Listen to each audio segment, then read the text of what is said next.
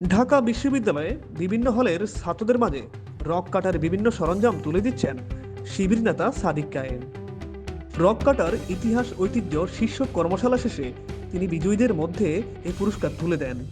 এ সময় পুরস্কার বিতরণ শেষে সাদিক কায়েম বলেন, বিভিন্ন ক্যাম্পাসে বিভিন্ন ইউনিভার্সিটিতে শিবিরের নেতৃত্বে রক পরিচর্যা কেন্দ্র গড়ে তোলা হবে, যাতে শিক্ষার্থীরা সঠিক সময়ে রগের পরিচর্যা করতে পারে। তিনি বলেন, রগ যত মোটাই হোক আমাদের কিছু যায় আসে না।